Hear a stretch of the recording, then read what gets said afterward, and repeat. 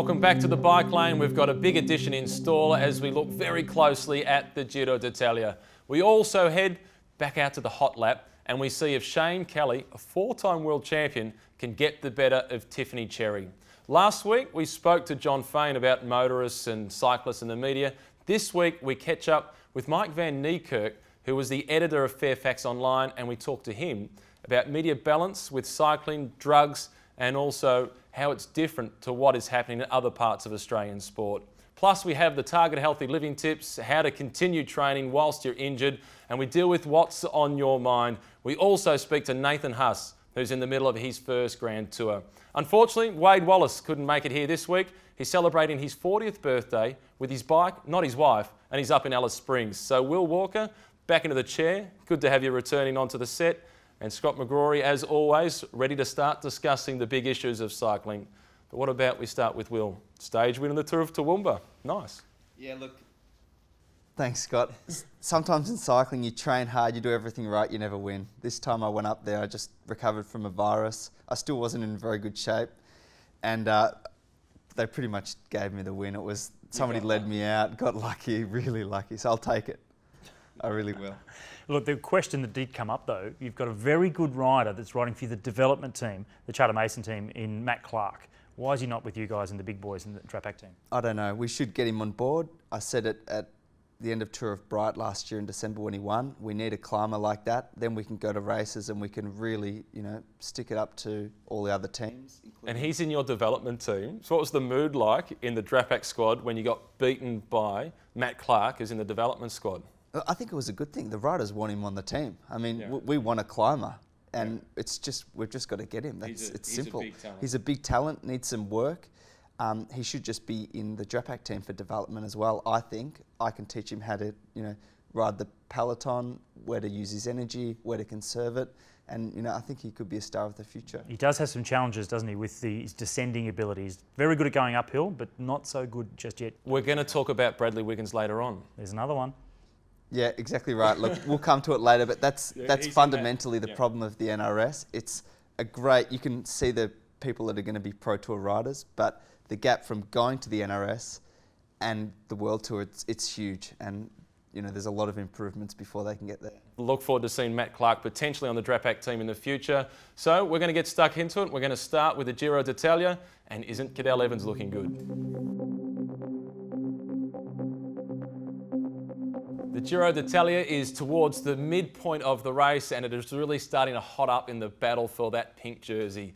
And so far, Cadel Evans has delivered to expectations and for many of us, beyond expectations. He was good in the time trial. Yeah, I think we're seeing Cadel back at his best, and that's a great thing for Australian cycling and for Cadel. The measurement of his effort to be the quickest up that climb was a really good sign for the future. Oh, look, absolutely. A very difficult final 3 kilometres in that 55-kilometre time trial.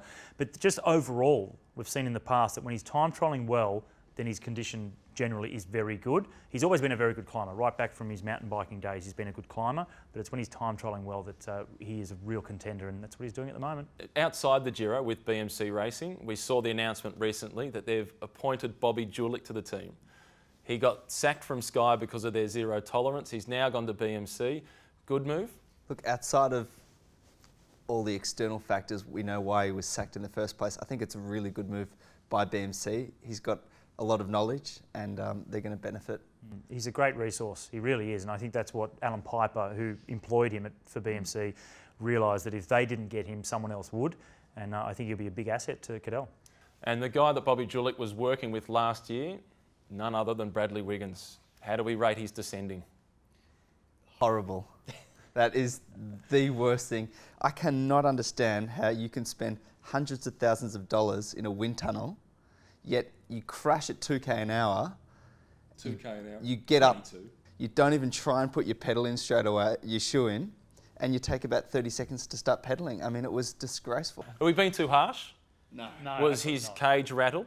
But Vincenzo Nibali crashed the same day and he went on the attack on the descent. We all crash. It's an occupational hazard in cycling. We all crash at some stage and you've just got to get up and get on with the job. And we're not being harsh at all. If he's trying to win a Grand Tour, did it last year, he's trying to do it again this year, he's getting paid a lot of money, that's just part of the process. He has to be able to descend better. And perhaps like that's the great thing about the Giro. The Giro, you have to be an all-rounder. You have to be good at everything. In the Tour de France, you can have a team like Sky that's got a huge budget, wrap the rider in cotton wool and he wins the Tour because he can time trial and ride uphill. In the Giro, you need to do everything. And it takes guts as well. And Bradley Wiggins doesn't have it. He might have it, but maybe just not on the descent. Yeah. Do not write him off because it will come back to haunt you. The depth of British cycling, though, came through in that time trial with Alex Dowsett taking the win. What are they doing that the Australian Institute of Sport or Cycling Australia isn't doing? I don't know if there's anything that they're doing extra. It might be just a timing thing. We've still got Richie Porte, don't forget, but then he didn't come through the system. I think Australian cycling's in good hands, but maybe we can have a few more avenues to the Pro Tour. Which is what they've had. They've put riders not in their Institute of Sport, for want of a better phrase. It's not called that in Britain, but into teams in Europe. Like Cavendish, they put him into a German team. They did, and they copied the AIS system from years ago and actually built a team of riders together. Cavendish was one of them, Geraint Thomas, Bradley Wiggins, and tried that format. It didn't quite work the way they wanted it to, so then they started to farm them off to some of the smaller British European teams, pro teams. Cavendish, Ed Clancy was sent over into Europe as well, and then developed them on the road. But because they paid for most of their contracts, they were able to get them back and do the training on the track as well. And they've come away with so many medals. Which is what Australia tried to do with guys like Bobridge and Meyer when they went to Garmin. But speaking of Australians who haven't gone through the system, what about the win by Adam Hansen? How'd you rate that? Oh, that was probably one of my favourite stages of all time. And Adam Hansen is a guy, he just puts in all the hard work at training. I've heard of him doing stories, 6-hour ergos in the Czech Republic at Christmas time just to be informed for the Tour Down Under. I mean, the guy's an animal. And an hour on an ergo is a long time. An hour. I did an hour and a half once. I thought I was being good. But he rode off Salah, off the wheel. I mean, that was just like, like having Christmas all over again. It was just fantastic. Yeah, there was only one disappointing thing that came out of it, and it actually came from Lance Armstrong. There was a conversation on Twitter about the whole situation, difficult stage, Adam Hansen winning it, and then a tweet popped up from Lance Armstrong saying the omerta continues. And he pulled it down pretty quickly, he which did. I was glad to see. Very disappointing coming from Lance. So the Champion System Weekend Warrior, the man who nominated what we've selected as the winner, Not So Swift, gets the winter jersey this week, and he has nominated all the Colombians. And I think he's right. From stage 9, they were brilliant. They had Cello put in the break trying to get the King of the Mountains jersey. He just missed out. We then saw Pantana going to try and get the stage win, and he missed out. But then Carlos Betancourt came through, finished in second position. He was so happy with his efforts, he celebrated like he won. Oh, that was embarrassing, wasn't it? Look, we do see this every now and then, but a rider that forgets that there is someone else up the road, gets to the line second position, but thought they won, and he would have been very embarrassed after. Did you see the close-up of Pantana in third position, watching his compatriot win, and he was shaking the head saying, no, mate, this is going to be embarrassing. Well, I'd probably celebrate if I got second in a Giro stage, just quietly anyway. So. But you do get caught up in the emotion a little bit. And I've had one case where I was doing a lead-out for a rider. We're coming into the finish of a stage, and I'd actually, during the lead-out, forgot that there was still a group away, 3 riders, I think it was. And he's gone for the sprint. He's won the bunch sprint. And fortunately, I was back in the group after I'd finished the lead-out. And I went to celebrate like we'd won and then realised, oh, that's right, we were still chasing that break, weren't we? Fantastic. We got 4th. So Not So Swift, you're the winner of the Champion System Weekend Warrior, but make sure you keep the nominations coming. Well, last week we caught up with the Talkback host, John Fain, and we spoke about cyclists, media and motorists and how they can get along. This week, another challenge for cycling within the media, and we talked to Mike van Niekerk, who was the head of Fairfax Digital and also an editor for The Age, and we speak to him about cycling, the coverage of drugs within the sport, and is it balanced, and how does it compare to other sports? Mike is the former editor-in-chief of the digital platform for Fairfax. What do you make of the way cycling has been covered with the doping stories versus other sports? Well, as we all know, that in the mainstream media, stories that really get up are stories about conflict. And in the case of cycling, the conflict has already been about drugs. The unfortunate thing is the balance has been completely out, in that the coverage of cycling and doping has completely outweighed the stories about cycling achievement in normal sport. As somebody who worked in the mainstream media and who could have influenced these things, I feel quite bad about it, because I did my best to introduce more cycling into the web pages and the print pages of the agency Morning Herald. And in fact, we did get we had Rupert Guinness as a great sports journalist writing about cycling, but nevertheless, Australian media in general, and including Fairfax, have been very slow to write about cycling in a normal sense, and they just get stuck on the doping issue. The difference in cycling, which is a fringe sport for many of the people in mainstream media, and AFL and NRL, which are heartland sports, where people have deep wells of emotion and relationship and affection for, and therefore you will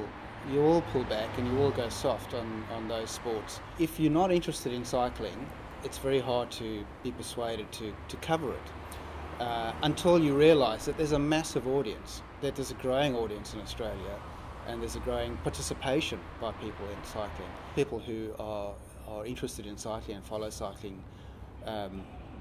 we find our news now on cyclingnews.com or on the bike lane or cycling tips and places like that, because we're interested in the races, and we're interested in the personalities, and we're interested in the teams, and we followed like people follow AFL and NRL. So there's a new generation of Australian high achievers in cycling coming through, and there is an energy and an excitement about that a lot more people are interested in now, I think, than before, and that inevitably is going to be reflected not just in the printed media and the online media, but in the electronic media as well.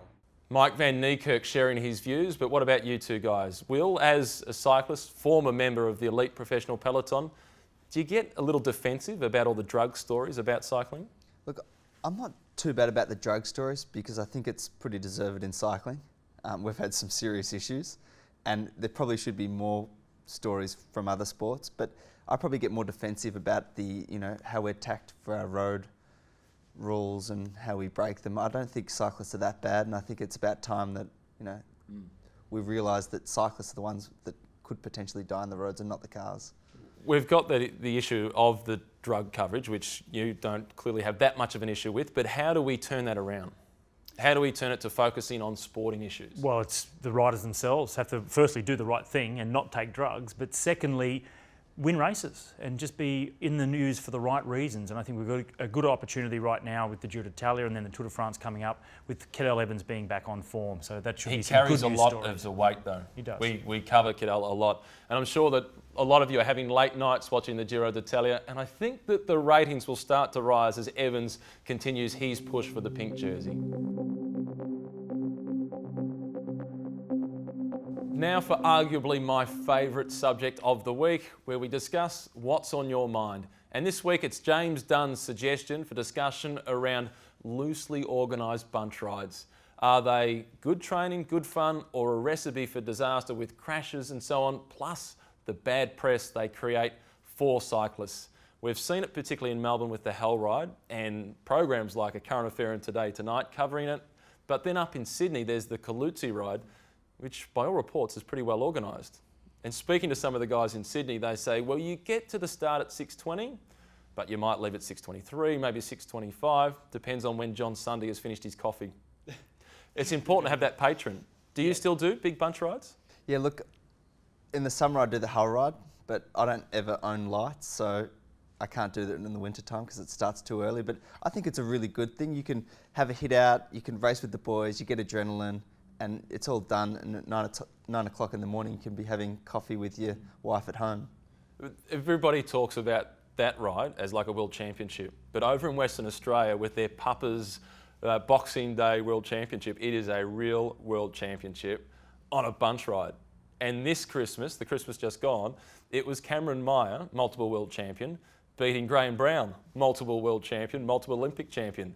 That's a serious bunch ride. Well, and apparently you have cred for the entire year following. If you can win that ride, then you're absolutely, look, it's Cameron Meyer, so of course he's got credibility anyway, but that's how high it's held over there in Perth. And it was actually started, one of the original participants is the father of Luke Longley, Australian basketballer. So must have had a big frame.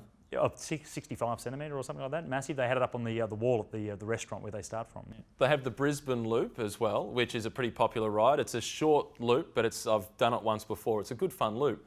But there's been some petitions by a few of the residents about stopping cyclists speaking so loudly about their sex life. Early in the mornings, yeah. Clearly none of them on that ride are married.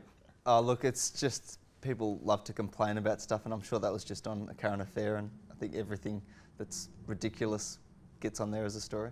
So, succinctly, are they good or bad? They're good training, absolutely, because you're going fast, it's like a race. But it's really bad for the image of cycling. You know, there's so many incidences, and of course a death at the Hell Ride several years ago, which was never good with the pedestrian. So I used to do the Hell Ride all the time. I don't live in Melbourne anymore, so where I do my ride, it's a much safer and more controlled environment. And I think the Kalutsis have got the right idea. They've got a patron, someone that if you're stepping out of line, will come in and bang you on the head to just pull you back into place. And I'm of the view, if you want to race, go and pin a number on. Go to a club race, Will. Yeah, well, if you've got to drive 200 kilometres to go to a club race, then I'd rather do the Hell Ride. But I think, you know, we've got police escorts as our guy to keep us in line, so. Not a great use of police resources. So it sounds like the decision is that for the loosely organised bunch rides, if you've got a patron and you keep it safe, well, it's a good thing. But the cowboy ones, well, they're bad for our reputation. So take some leadership on your bunch ride. Do the right thing, set the standard. Last week we had the first of our hot laps, and it was Tiffany Cherry who set the benchmark at 1 minute and 31 seconds. The hot lap is just in the inner suburbs of Melbourne in Kew, and it's around the Yarra Boulevard, where the Hawthorn Cycling Club have their criteriums throughout the summer. And for my entire life in cycling, I thought it was Kew Boulevard until I looked at it on Google Maps. This week, taking the lap, it's around about 900 metres, is a man who's a 4-time world champion, the Minuteman, Shane Kelly. He's been retired for a few years, and he was nervous before the start. Shane, how many world titles have you won? I've won 4. You've won 4. We've been waiting a half an hour for your warm-up. How nervous are you? Oh, well, hey, if I'm going to do it, I'm going to do it properly. The saying is, the older you are, the better you were. So you should still be fine, mate. You'll be flying around here. I should be. I've done a lot of stair climbs in the past 2 years with the kids. Now, that's about as much as I've done. Riding, I haven't done much. So when did you pick up the bike? Yesterday. Well, I was told to come with a good bike, so better than I ever raced on. So I'm very happy to have a total rush venge. You think you can beat 131.4? Definitely. All right. You ready to go? No. We're going to clear the path and give you the countdown. What, a flying start? No flying start. Oh, gee. Then you can't choke. Pressure's on. It is. This is like an Olympic time Games. has been set. You are known as the Minuteman, the first rider at the World Championships to ride 1 minute for a kilometre time trial. Let's see if you it's almost 20 years ago. We're going for footing, not foot out, remember? I've got to just clear my mind from Atlanta. Just 5, 4, 3, 2, 1, away. Rider, come on! Come on, Kel! Come on! Way too hard. The bike is brand new. He got it yesterday. You could see the pressure that it was under. And he was talking it up. He was playing light, but he has genuinely been warming up for half an hour. We thought we'd lost him. I think he went out too hard. You just see him go down the road? Yeah, but that's what he does. He's a kilometre rider. I went down to check on to see if the car was still here, because I thought he might have actually just packed up and taken off completely, but no, he was out warming up. He's been going for a little over 30 seconds. Yeah. He's got 131.4 to beat. Surely he's going to be able to beat. I think he'll be here any second now. Yeah. 1 minute. Shane Kelly is outside the 1 minute mark, which he was famous for in '95. He's off the corner. I can see him coming in the distance. He's on his way. It's very close to the 131. You might be outside the time of Tiffany Cherry. 1 minute, 20 seconds, .2. That all? Right, that's why I just did the victory lap then. How was the applause down the back straight? Pretty quiet. How'd it feel? That was tough. You started quick. Yeah, too quick. Yeah. So what would you have done differently to do if you were to do it again? Probably about a month's prep. So you've taken the leader's jersey, pleased? Where is it? Oh, we're going to get it made up. We'll send it to you. It's in the post, just like the cheque. Beautiful. Nah, that's good. I'm happy with that. Right. I think I can improve on it though. So yeah. This is my 3rd ride since Chrissy, so I'm happy with that. Yeah, that's the best excuse I've ever heard. Just put that in there. Disclaimer right at the very end. At the end. Only a couple of rides this year. Thanks for joining us, and I'm sure you're pleased to be at the top of the leaderboard. I need to see the time, the name. Yeah, we'll put it up there for you. Thanks, guys.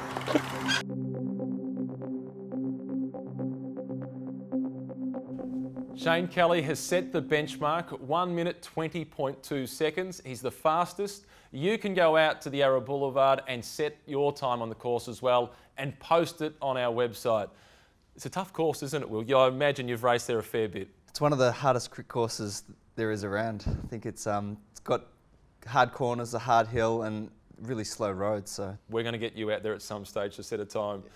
I don't think I'll be able to beat Shane Kelly, the minute man. You've got to try, mate. You have to get out there and have a go. And look, Shane called me during the week, and this is the fantastic thing about, I guess, elite sports people, is that hot lap got his competitive juices flowing again, and he's convinced he can go faster. He hasn't been training much, so he's going to go out there and train. He wants to come back and have another shot at it. Well, we've still got Danny Frawley to come on the hot lap in the next week or so. We're going to put you and Wade out there on the course as well, settle a few of your differences. Next up, it's the Target Healthy Living Tips.